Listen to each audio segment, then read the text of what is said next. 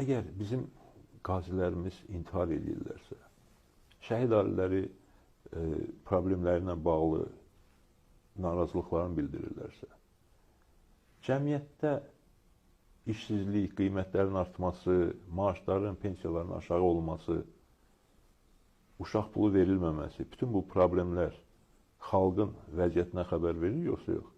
Təbii. Bugün ölkədə siyasi məhbuslar var. Niyə ölkədə Azərbaycan kimi bir ölkədə xalqın bu qədər tolerant, dözümlü, əslində qalsa bir-biri ilə də yola getməyə meyilli olan Azərbaycanda bu qədər siyasi məhbus olmalıdır? Yəni, bu məsələlər həll olunmalıdır. Biz milli birlik istəyiriksə, bu məsələlər həllini tapmalıdır.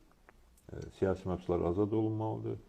Sosial-iqtisadi problemlərin həllinə addımlar atılmalıdır. Elə problemlər var ki, asanlıqla həll edilə bilər.